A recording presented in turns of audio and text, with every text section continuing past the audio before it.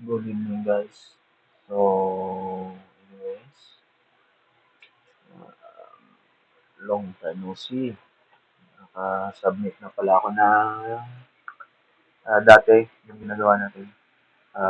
Yung permit na submit na po yun for approval na yun. So, ngayon is may panibago naman tayong uh, drawing which is uh, residential slash commercial kasi sa ilalim is yung bahay. Second floor is boarding house and itaas roof deck. So, anyways, kung may roof deck and concrete po yan, which means 3-story, required po tayo ng magpapa-soil analysis. Anyways, pero ito, ginagawa muna natin is nag-design muna ako ngayon ng window.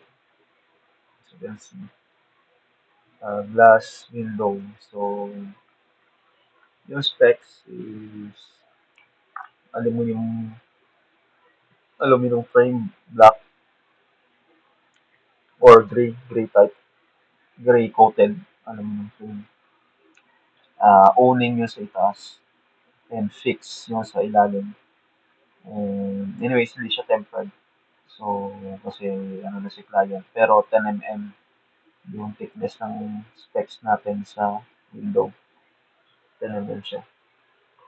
Uh, Dito is kung makikita nyo medyo uh, close yung or maliit yung gap lang ng mga ano natin kasi means base experience, may ginawa ako na malaki.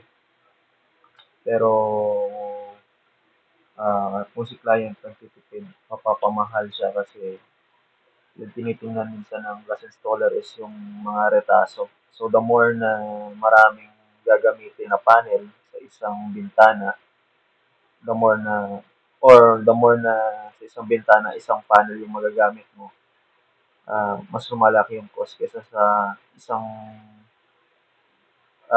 panel, maraming bintana yung magagawa, makaka-minimize yung client natin yan. So, that's why may mga minsan, mas maganda na alamin natin yung size ng bintana, ng window na gagamitin natin para walang retaso yung mag install and makakatipid si client yan.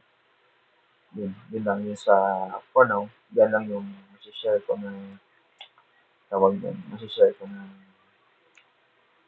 experience ko regarding sa Windowworks. Ito, ito na yung ginawa kong design sa hagdanan nito.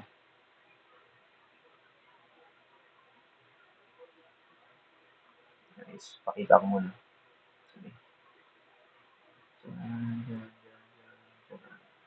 Ito siya. So, hindi pa ako nakagawa ng scene. Kaya, mano-mano muna yung pag on and off ko ng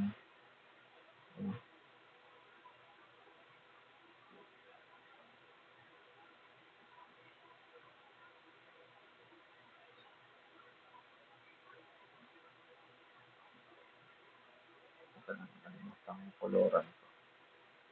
Sino ba yan? Hindi. Sorry. Materials. Yun.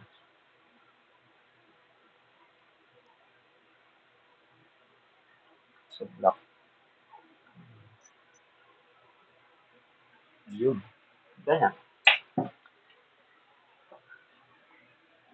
So, ito yung hindi pa nakagawa ng stairs.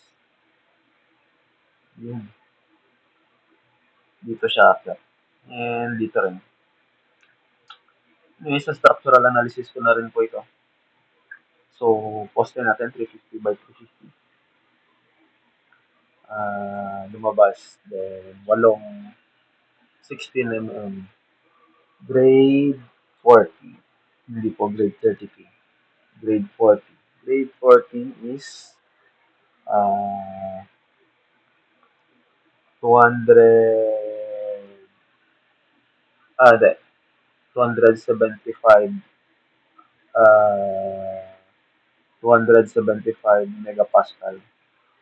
Or kung sa PSI is, ah, ilan ba to? Grade 40 natin sa PSI. Pero in terms of megapascal, 275. Grade, grade 40. Yun. Then, sa concrete naman natin is 21. Yung strength natin, concrete strength natin, 21. Then, anyways, yan yung specs natin sa, sa may steel. Grade 40, and 21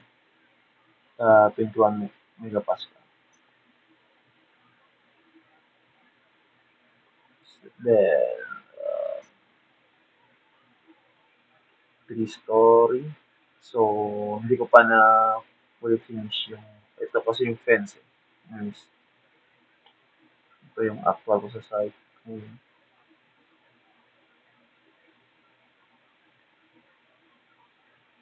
Yung,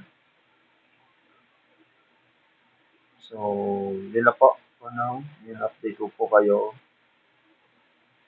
ko po kayo sa, ano, uh, drawing na to.